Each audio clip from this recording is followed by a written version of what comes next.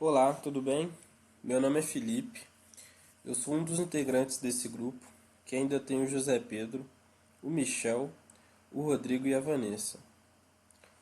Juntos, nós estamos projetando uma fonte de bancada para o projeto A3. A nossa intenção é projetar uma fonte de tensão contínua com duas saídas, uma fixa e uma variável. A corrente máxima dessa fonte vai atingir 1 ampere e o seu uso vai ser destinado à manutenção de equipamentos eletrônicos. Depois de ter definido qual era o nosso projeto, a gente foi atrás de identificar quais eram os componentes necessários para a gente montar nossa fonte. E o primeiro, talvez o principal componente, é o transformador, né? Abaixador de tensão. No nosso caso, a gente vai usar um transformador que vai reduzir a tensão da rede elétrica de 110 para 15 volts, uma tensão alternada, né? Além do transformador, utilizaremos uma ponte retificadora, que é responsável por converter a tensão alternada para a tensão contínua. Também utilizaremos um regulador de tensão LM7805 para regular a nossa saída fixa em 5 volts. O LM317 é o regulador de tensão ajustável, que ele vai ser responsável por regular a nossa saída variável, né, entre 1,25 volts e 12 volts de tensão máxima.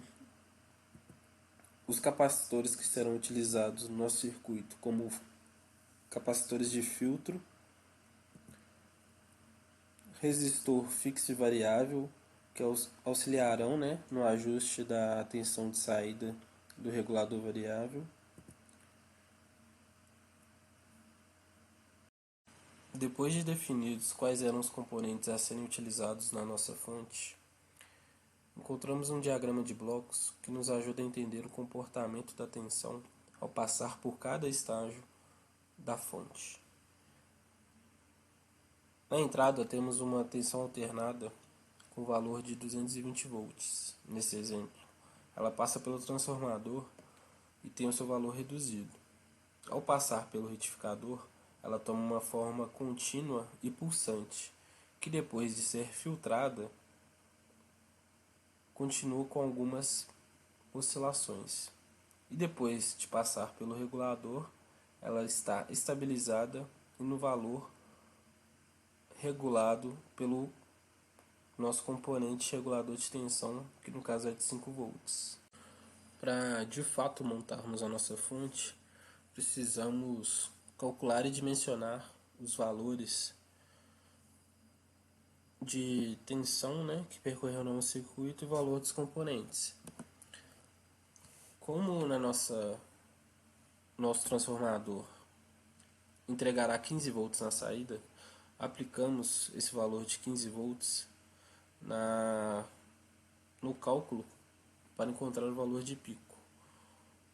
O valor de pico é importante para entendermos qual será a tensão média que chegará aos nossos reguladores de tensão.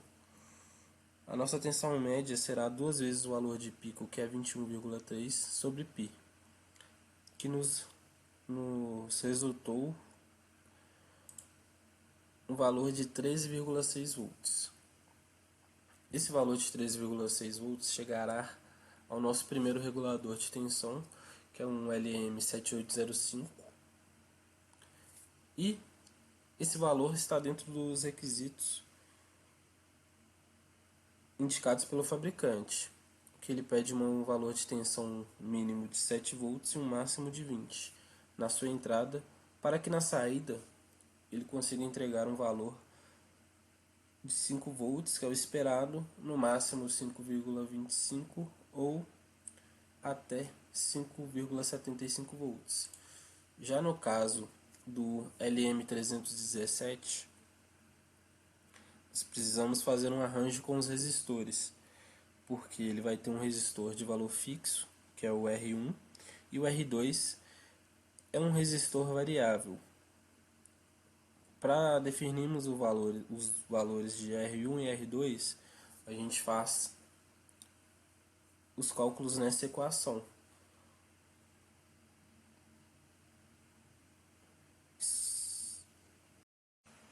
Depois de previamente dimensionado, nós montamos o circuito com auxílio do simulador Proteus e chegamos a esse resultado.